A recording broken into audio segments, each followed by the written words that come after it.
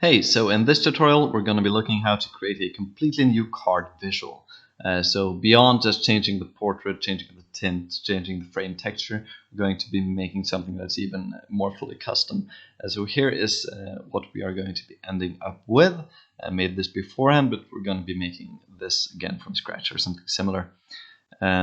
So back here we're in the arena map, which is useful for testing. We'll go to widgets, and we can find our card visual widget. And this is the default one that we're using for the visuals of all the cards in the demo project.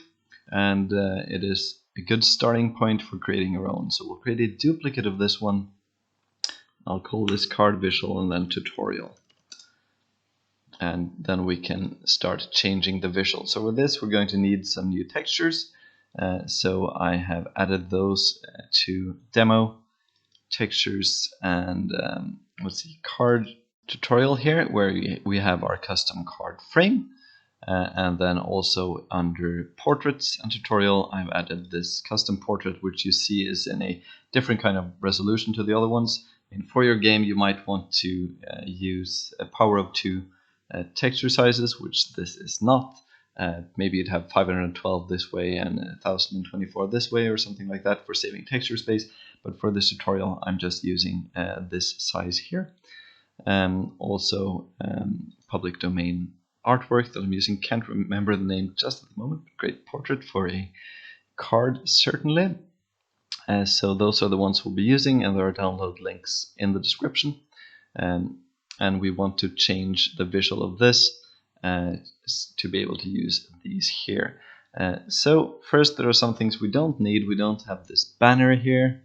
And we are, oh good, that's the card name, I mean the banner, or the rarity gem. When we delete this, we're going to get a warning message that it is used by the graph, because we are changing these the appearance of this rarity gem in the code of this card visual, but we won't be doing that for this card, so we can delete this and just remove those references afterwards. And I'll delete the card shadow similarly, and this mana crystal and mana frame, and also this background here we can delete, and we're left with just this frame image, which I'll search for the custom card frame that we used. Looks a bit weird at this moment, but we will fix this. And then we'll change this portrait to the portrait we're going to be using.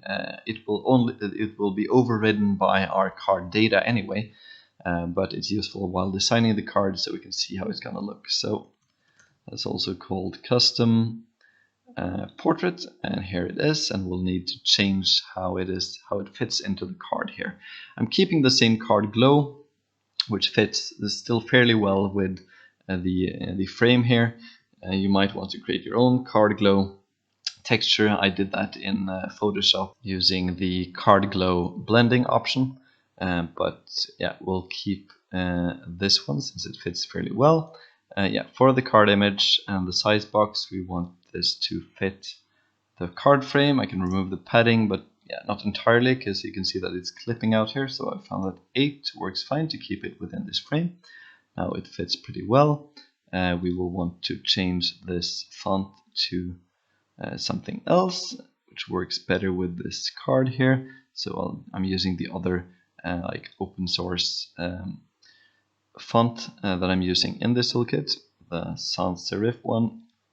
We'll change this also to that font and change the font size. Let's reposition it. We don't really need the size box, etc. for the mana gem. Now we could remove that, but for simplicity, let's keep it in now. And then this, yeah, this shouldn't say maneuver probably in the version that you are getting.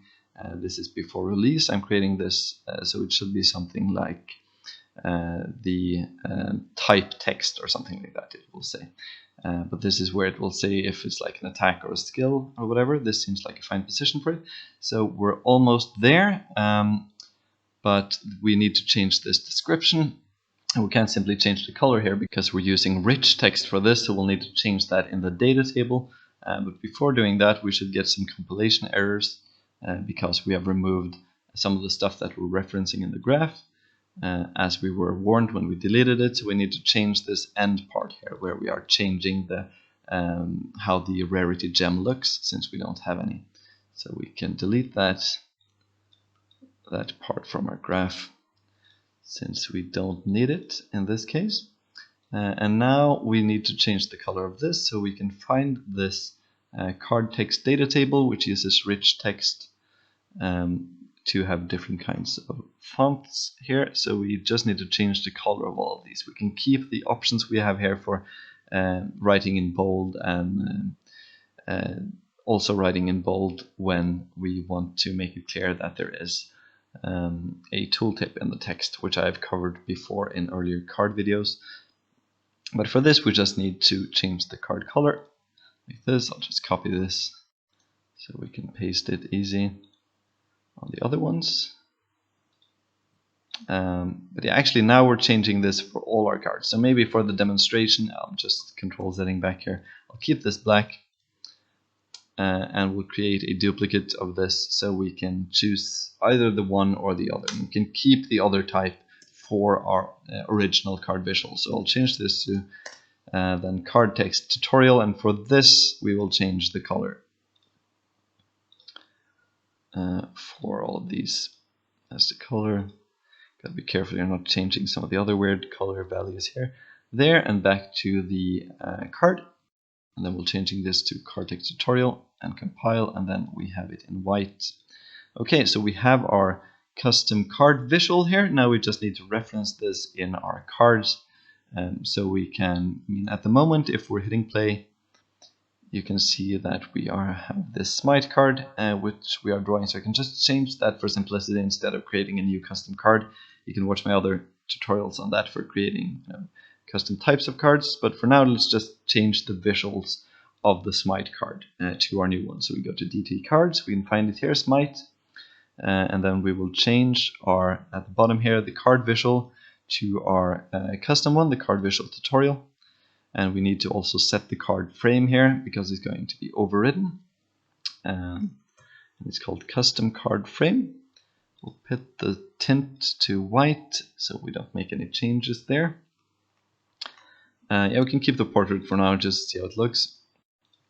Just to make it clear that this is overridden. So here you have the card, but we want to change this to our new portrait. So let's go back to the card data and change this to our, again, the custom portrait.